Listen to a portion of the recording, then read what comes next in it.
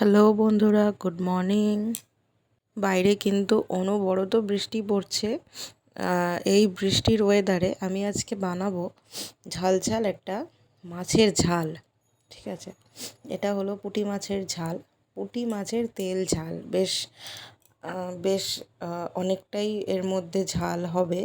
তো আমি বানাচ্ছি, তোমরা দেখে নাও। ঠিক আছে, তো প্রথমে আমি তেলে পুরোটাই কিন্তু এটা সর্ষের তেলে হবে। সর্ষের তেলের মধ্যে আমি কালো জিরে ফোড়ন দিয়ে নিয়েছি। ফোড়ন দিয়ে দিয়েছি 2-4টে গোটা লঙ্কা আর 2টো কুচনো লঙ্কা দিয়ে এবার আমি হাফ চামচ কাশ্মীরি লঙ্কার গুঁড়ো এবং হাফ চামচ হলুদ জলে ভিজিয়ে সেটা তেলের মধ্যে দিয়ে দিয়েছি। একটু নাড়াচাড়া করে একটু কষিয়ে নেব।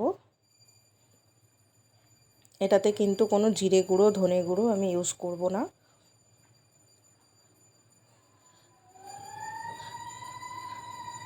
লঙ্কা গুঁড়ো আর হলুদটা একটু তেলের মধ্যে একটু কষিয়ে নিয়েই কিন্তু এরপরে আমি দিয়ে দেব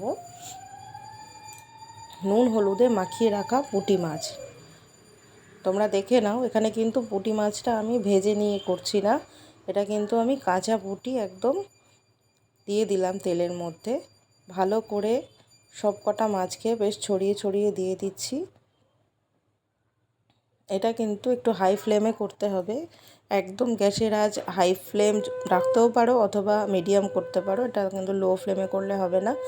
একটা সাইড মাছগুলোর হয়ে যেতে হবে, এরকমভাবে করতে হবে। এইভাবে আমি 1 মিনিট রেখে দিয়ে তারপর আমি কিন্তু দিয়ে দেব উষ্ণ গরম জল। খুব বেশি দেব না, এটা তেল ঝাল হবে, এটা কিন্তু ঝোল নয়। একদম ইজি, খুব শর্ট, খুব সহজ, মানে কম সময়ে হয়ে যায়। 5 থেকে 6 মিনিটের মধ্যে কিন্তু মাছটা আমার রান্না হয়ে গেছে। দিয়ে দিচ্ছি নুন।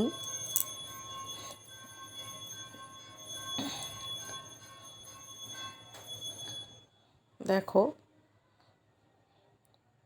এবার কিছুক্ষণ আমি রাখবো, এটা ফুটতে দেব। এটা দেখো বেশ ফুটে উঠেছে। এবার আমি একে একে দিয়ে দিচ্ছি। এখানে আছে 1 চামচ মতো টক দই। টক দইটা একটু ফিটিয়ে নিয়েছি। দিয়ে দিচ্ছি 1 চামচ সর্ষে বাটা। তারপর দিয়ে দেব 2 চামচ মতো পোস্ত বাটা। ব্যাস, এই রান্নাটাতে কিন্তু এইটাই মশলা লাগছে, আর কোনো মশলা আমি ইউজই করব না।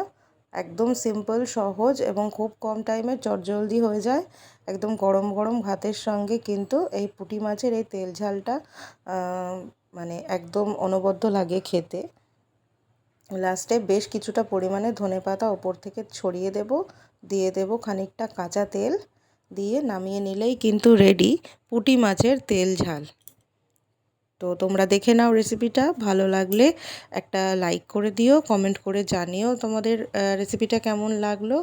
আর আমার চ্যানেলটাকে সাবস্ক্রাইব করে দিও আরও নতুন নতুন ভিডিও পাওয়ার জন্য। তো আজকের মতো টাটা।